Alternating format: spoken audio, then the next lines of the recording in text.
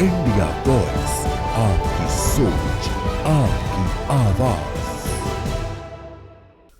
नमस्कार, आप देख रहे हैं इंडिया वॉइस और मैं हूं आपके साथ पुष्पेंद्र चौधरी। बुलेटिन की शुरुआत करेंगे। गांधीनगर में मुख्यमंत्री भूपेंद्र पटेल की अध्यक्षता में राज्य मंत्रिमंडल की नियमित बैठक शुरू हुई।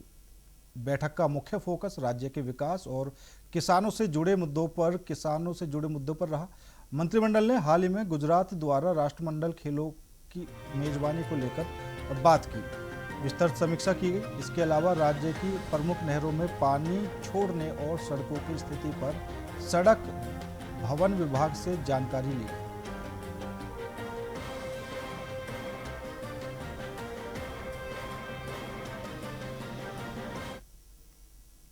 पीके स्वतंत्र प्रभार राज्य मंत्री दिनेश प्रताप सिंह मंगलवार को गोरखपुर दौरे पर रहे, जहां उन्होंने रामगढ़ झील के पास योगीराज बाबा गंभीरनाथ प्रेक्षागृह में उद्यान विभाग से जुड़े कार्यक्रम में मुख्य अतिथि के रूप में शिरकत की।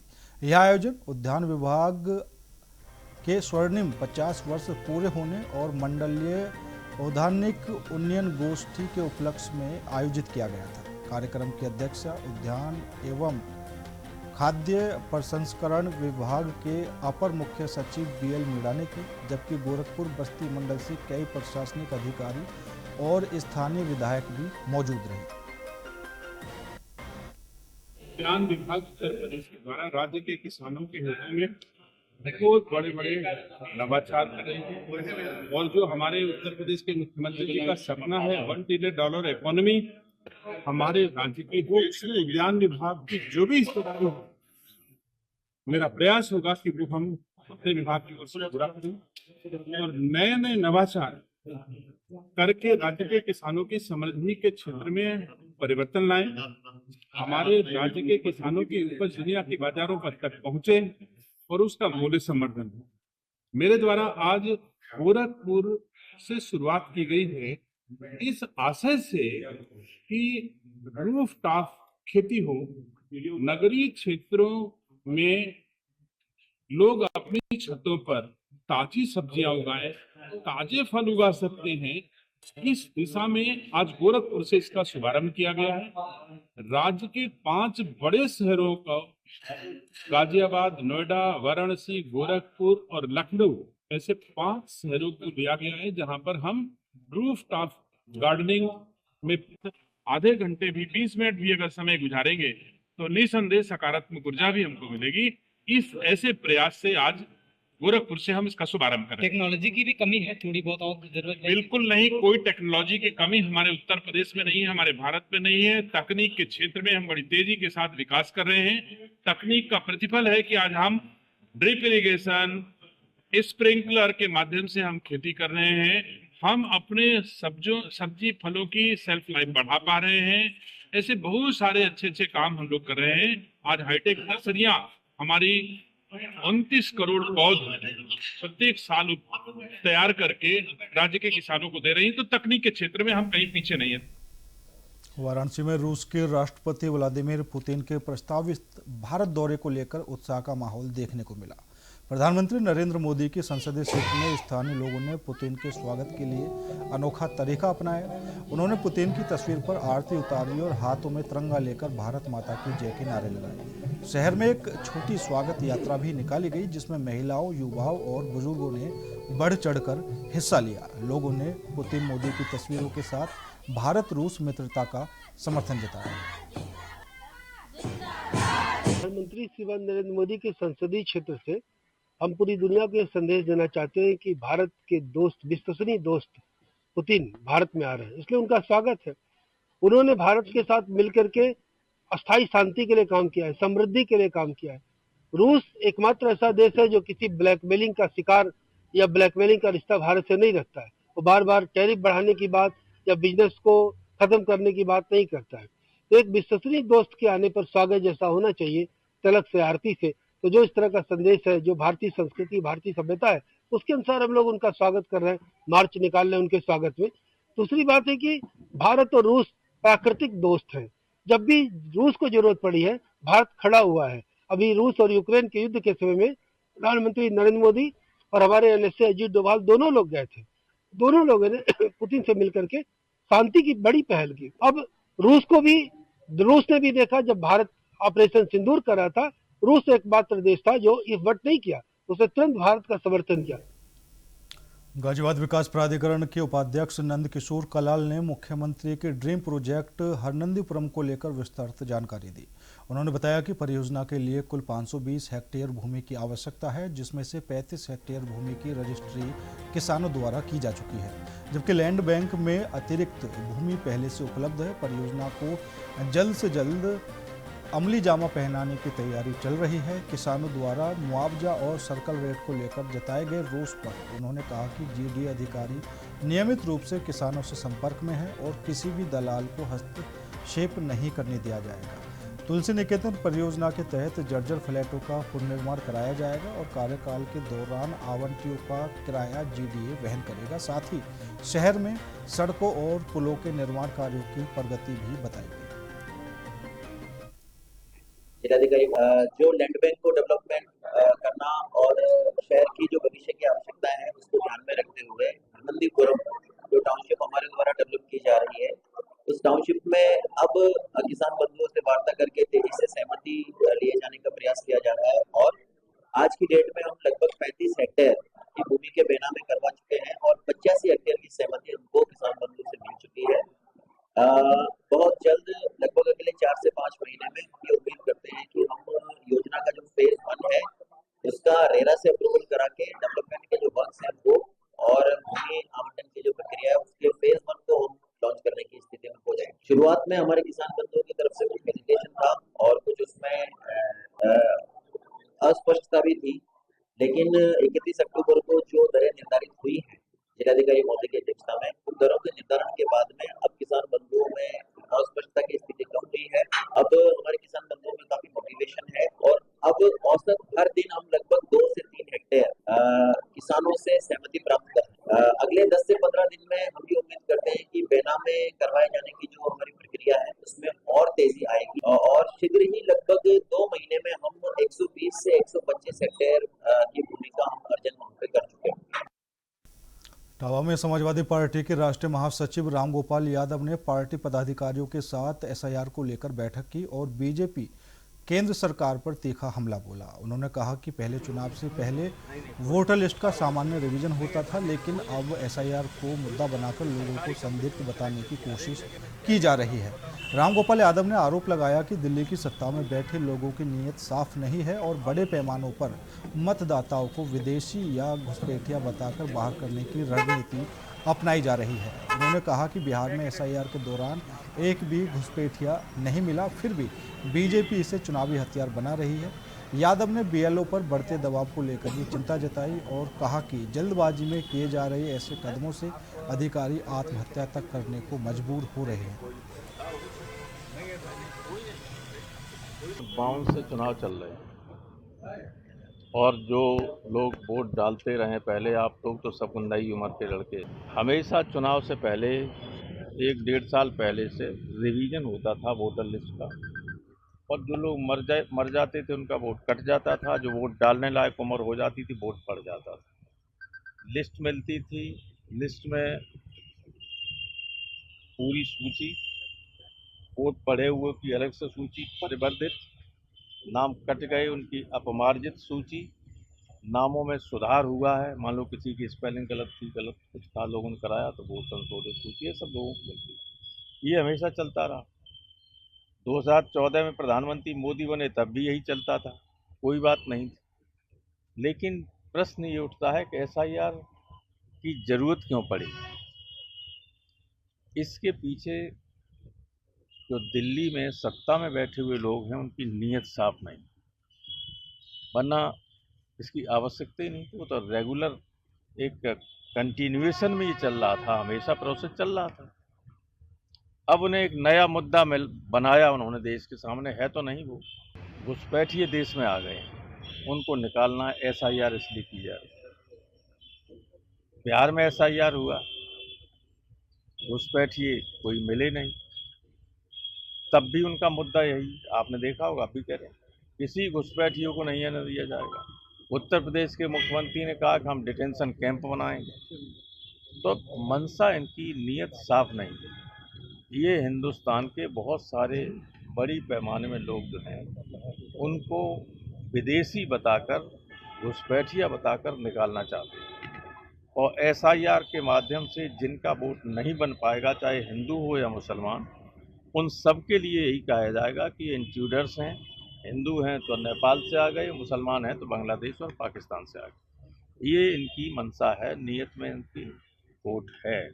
इसलिए हम लोग इसका विरोध भी कर रहे थे, क्योंकि सही तरीके से काम होता नहीं। कई मामले ऐसे देखे जा रहे हैं जिसमें लोग पहले वोट भी डाल चुके हैं, उनके प्रपत्र भी आए हुए हैं, उसके बाद भी जब वो डाटा अपलोड करते हैं डाटा नॉट फाउंड बताता है, उनका डाटा डिलीट कर दिया गया पहले से ही। वो हम लोगों ने शिकायत की है, वो सुधर भी रहा है, इलेक्शन कमीशन के सामने गए हैं। लेकिन सबसे खराब बात ये थी कि इतने बड़े पैमाने पर एक्सरसाइज हो और समय बहुत कम हो, इसीलिए तो बीएलओ आत्महत्या कर रहे हैं। और ये चीज़ अच्छी नहीं है कि आप हर तीन प्रकार बाई हुक और बाई क्रुक सत्ता में बने रहना चाहें, सिर्फ इसीलिए करना चाहते हैं। फिलहाल रुकेंगे एक छोटे से ब्रेक के लिए। ब्रेक के बाद खबरों का सिलसिला लगातार जारी है। ब्रेक के बाद एक बार फिर आप सभी का स्वागत है। रुख करेंगे अगली खबर का। खबर वाराणसी से है, जहां बीती रात बीएचयू परिसर में हुए बवाल के बाद प्रशासन ने सख्त कार्रवाई शुरू कर दी है। जानकारी के अनुसार बीएचयू के छात्रों और कैंपस में तैनात गार्डों के बीच देर रात जमकर पथराव हुआ,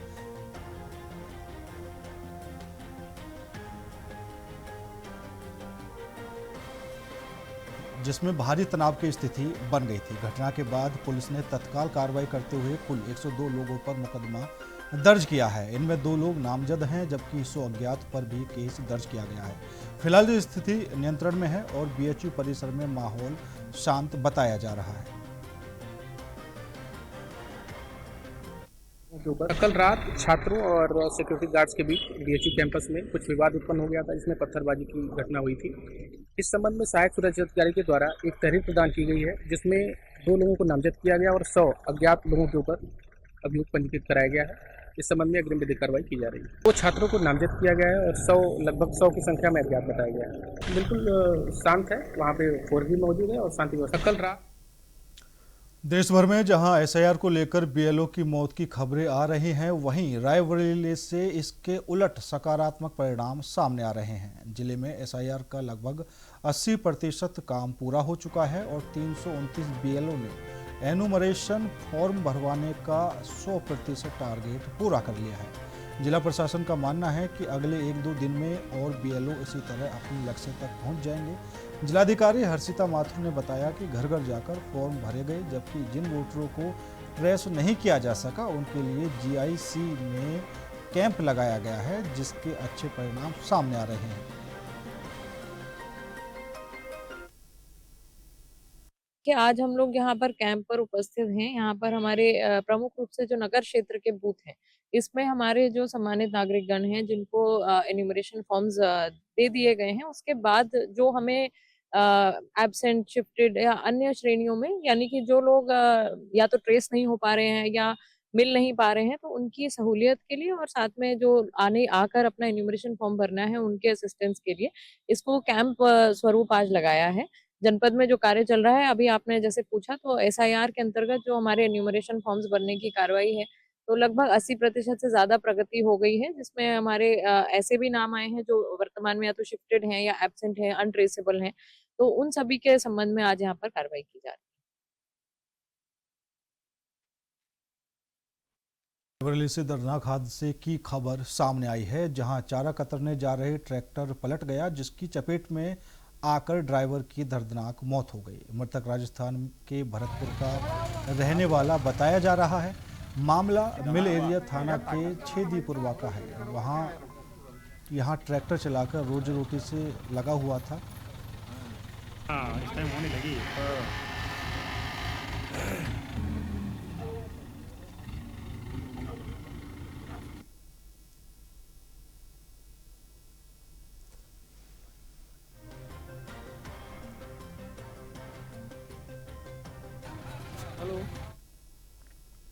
लखनऊ के लुलु मॉल के हाई हाइपर मार्ट में एक्सपायरी डेट के काले खेल के खुलासे के बाद FSDA ने तुरंत कार्रवाई करते हुए स्टोर को बंद कर दिया है। इस कदम से न केवल हाइपर मार्ट की प्रतिष्ठा प्रभावित हुई है, बल्कि ग्राहकों का विश्वास भी डगमगा गया है। इस खबर पर विस्तार से जानकारी दे रहे हैं हमारे संवाददाता अनुराग। मॉल के हाइपर मार्ट पे कार्यवाही हुई। ये वही हाइपर मार्ट है जिसको एशिया का सबसे बड़ा हाइपर मार्ट बताया जाता है।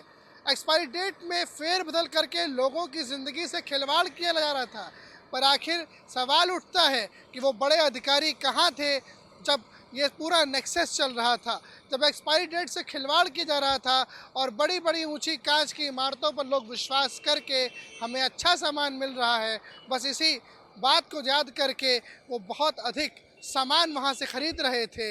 एक बड़ी संख्या लोगों की आ रही थी और लुलु मॉल का हाइपर मार्ट धड़ल्ले से अपना सामान बेच रहा था। लेकिन एकाएक कार्रवाई होती है, हाइपर मार्ट उसके बाद बंद किया जाता है। पर ऐसे में सवाल उठता है कि खाद्य सुरक्षा विभाग के वो बड़े अधिकारी अभी तक कहाँ थे, अभी तक कितना सामान है जिसकी एक्सपायरी डेट में फेर बदल करके के अभी तक उसको लोगों को बेचा जा चुका है। अब देखना ये होगा कि उन अधिकारियों पे गाज कब गिरेगी जो कहीं ना कहीं रहनुमा के तौर पे आड़ देते नजर आ सकते हैं। कैमरा सहयोगी पीयूष मिश्रा के साथ अनुराग तिवारी, इंडिया वॉइस, लखनऊ। जालौन में 3 दोस्तों की मौत के मामले में जिलाधिकारी राजेश कुमार पांडे और पुलिस अधीक्षक doctor Durgesh Kumar postmortem house पहुंचे। अधिकारियों ने मृतक युवकों के परिजनों से मुलाकात कर उन्हें ढांढस बंधाया और हर संभव मदद का आश्वासन भी दिया है। वहीं एसपी ने कहा कि प्रशासन परिवार के साथ खड़ा है और उन्हें हर प्रकार की सहायता उपलब्ध कराई जाए। उन्होंने पोस्टमार्टम जल्द कराने के निर्देश दिए हैं, जिससे मामले की जांच तेजी से आगे बढ़ सके। घटना की गंभीरता को देखते हुए प्रशासन ने पूरे मामले पर सतर्कता बरतने का संकेत दिया है और जांच की निगरानी खुद अधिकारियों द्वारा की जा रही है। परिजनों का कहना है कि प्रशासन की सक्रियता से उन्हें थोड़ी राहत मिली है, लेकिन मृतकों के आकस्मिक निधन ने पूरे समुदाय में शोक और चिंता फैला दी है। पुलिस और प्रशासन मिलकर मामले की निष्पक्ष जांच सुनिश्चित कर रहे हैं।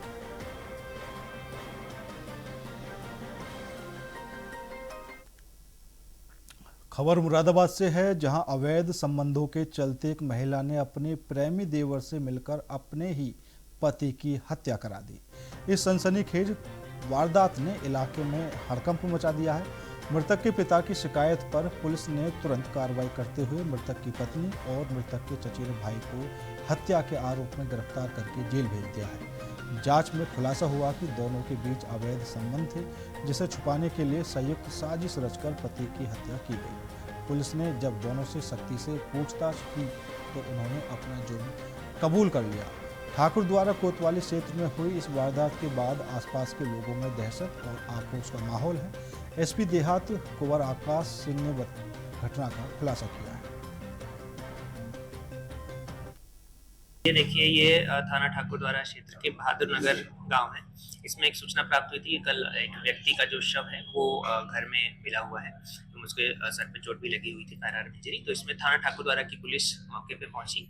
बताया कि एक व्यक्ति हैं जो कि एक निजी स्कूल में बस ड्राइवर के रूप में कार्यरत हैं, उनका शव जो है घर में पड़ा हुआ मिला था। इसमें शव को के लिए हमने पोस्टमार्टम के लिए भेज दिया था। इस जो मृतक के पिता है उनसे एक तहरीर प्राप्त की गई है। 2 नामजद लोगों के खिलाफ में तहरीर प्राप्त हुई थी, इसमें कि बताया गया कि जो मृतक की पत्नी है एवं मृतक का जो चचेरा भाई है उनके बीच में अवैध संबंध थे। इस कारण से कि मृतक ने जब उसके बारे में मना किया तो इन लोगों ने एक षड्यंत्र के तहत एक योजना बनाई जिसमें कि उसको गोली से उसकी मृत्यु कर दी गई। फिलहाल इसमें जो दोनों आरोपी हैं दोनों को अरेस्ट करके जेल भेज दिया गया है। इसमें हम लोग जांच और इसमें साक्ष्य संकलन की कार्रवाई की जा रही तथा आगे की विधिक कार्रवाई प्रचलित है। आसीन के मानसिंह जी का खेड़ा गांव में मंगलवार दोपहर एक हादसा हो गया, जहां 4 वर्षीय बालक सिद्धार्थ पुत्र दिनेश कुमावत मुख्य नहर में गिर गया। बताया गया कि सिद्धार्थ बस स्टैंड के पास खेल रहा था, तभी पैर फिसलने से वह खारी बांध की मुख्य नहर में जा गिरा। घटना की जानकारी मिलते ही ग्रामीण तुरंत मौके पर पहुंचे और बच्चे की तलाश शुरू कर दी। सूचना पर आसीन पुलिस भी पहुंची और खोज में आसानी के लिए खारी बांध से मुख्य नहर का पानी बंद करवाया गया। मानसिंह जी का खेड़ा से सारद गांव तक लगभग 1 किलोमीटर के दायरे में सर्च अभियान चलाया गया। कड़ी मशक्कत के बाद नहर से बच्चे का शव बरामद किया गया, जिसके बाद गांव में शोक की लहर।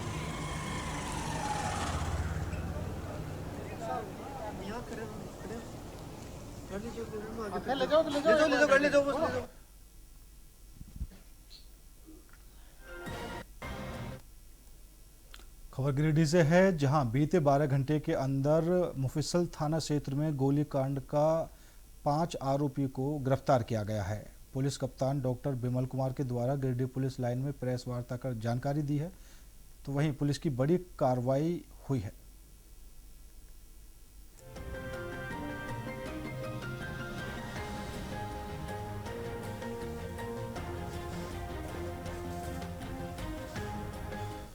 सूचना प्राप्त हुई मुफस्सिल थाना क्षेत्र के झगड़ी बस्ती में खुर्शीद अंसारी को किसी के द्वारा गोली मार दी गई है और इसको लेकर के STPO सदर के नेतृत्व में एक टीम बनाया गया और इसको लेकर हम लोगों ने ह्यूमन इनपुट और जो टेक्निकल इनपुट के आलोक में कार्रवाई की गई।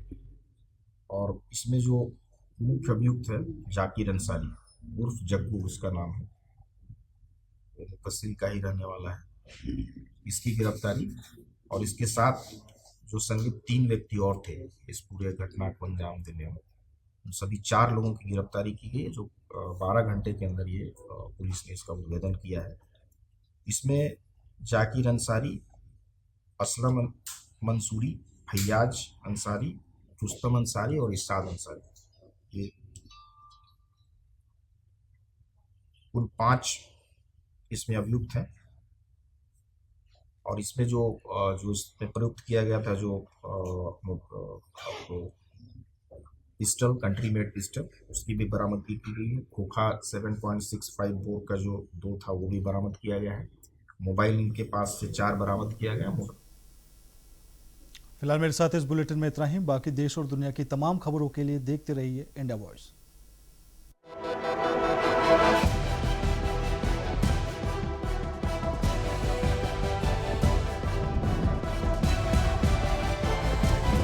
इंडिया वॉइस, आपकी सोच, आपकी आवाज।